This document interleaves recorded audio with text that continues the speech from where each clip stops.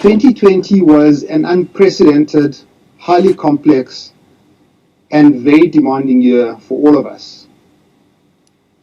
But one can summarize its essence for the Standard Bank Group in just a few simple points. We continued to manage the pandemic using the three-phased approach that we described during our interim results presentation last August, which is respond to the immediate threat, recover and facilitate the return to growth, and reimagine and adapt to the new normal. First, we did everything in our power to keep our staff safe and to support our clients and our communities. Second, 2020 demonstrated the strength of our franchise. The sharp decline in the group's profits is almost entirely the result of the pandemic and our prudent response to it. We delivered a resilient top-line performance with overall banking activities revenues falling by just 2%.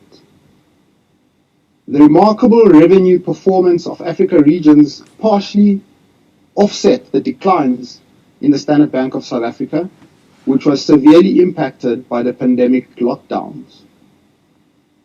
Third, we stood by our clients to support them through the pandemic with our balance sheet when they needed it most. This meant that PBB's gross loans and advances grew relatively strongly by 7% overall, and that we gained market shares in South Africa.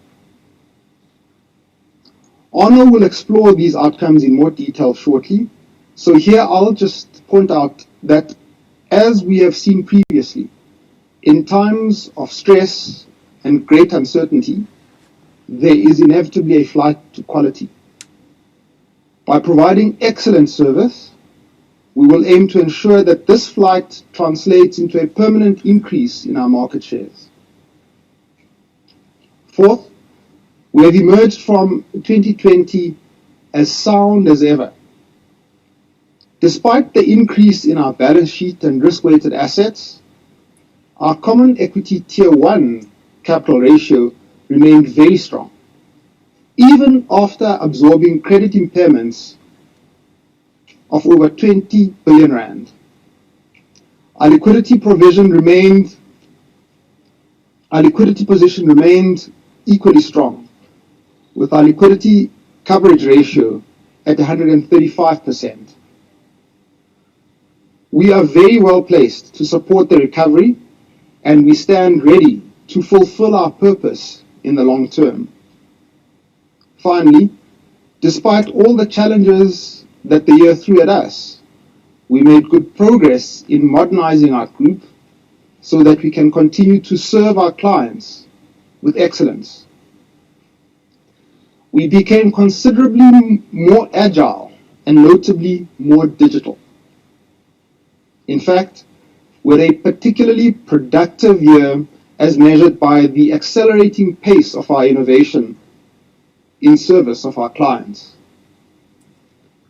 We also had a good year in 2020 in terms of systems robustness and reliability, marred, of course, unfortunately, by the very regrettable incident in South Africa on Thursday of last week. I'd like to apologize to our clients for the inconvenience and the distress that this unfortunate incident caused them. We reversed all the incorrect debits and charges within a day. These are the key takeaways. I now turn to some of the detail. We provided support to our clients, employees, and communities in many ways. Looking at our clients, individual and SME clients took up around 130 billion rand in payment relief offered by the group, while our corporate clients accepted 25 billion rand of restructurings for their businesses. We continued to expand our range of digital solutions, and our clients embraced the digital tools that we provided them. For example, in South Africa, clients made more than 1 million transactions worth 250 million rand on 600,000 virtual cards, and we saw an increase in digital onboarding of new accounts. In Africa regions, digital adoption levels are high, with 77% of onboarding being completed digitally. Looking at our employees, a group-wide survey showed that 95% of our employees had adapted well to working from home, and 89% were proud of our response to the pandemic. Over the year, employees embraced the online learning resources that we offer to improve their skills for this digital age. Over 90% of colleagues used our online learning platform to complete 2.7 million learning items. In support of our communities, the group spent over 170 million rand in total on corporate social investment in 2020, of which 80 million was allocated to education projects in line with our decision to enable existing projects to adapt to the pandemic. 65 million rand was allocated to respond directly to COVID-19 in South Africa.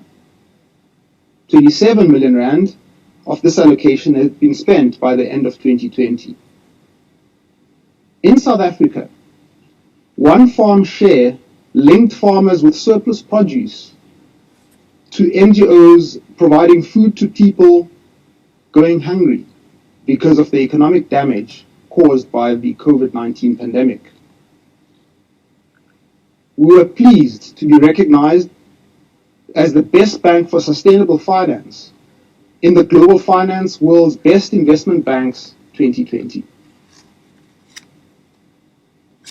Turning to our results for the year, there is no getting away from the unpleasant facts that group headline earnings were down 43% and group return on equity fell to 8.9%. By far the largest cause of this outcome was the dramatic increase in our credit loss ratio from 68 to 151 basis points. But the pandemic did not damage the underlying strength of this group. As mentioned previously, our Common Equity Tier 1 ratio remained robust, providing us with much needed flexibility and capacity during the year and going forward. As you have seen, the pandemic did not prevent us from helping our fellow Africans, and it did not stop us from making a lot of progress in executing our strategy. Most important, it has not stopped us from being ready to support and accelerate the recovery that lies ahead. We recognize that many of our shareholders rely on dividends for an income. Balancing the uncertain economic outlook, the importance of maintaining our robust capital position, and our focus on allocating more capital to Africa regions and other revenue-enhancing growth opportunities, we declared a dividend of 240 cents per share.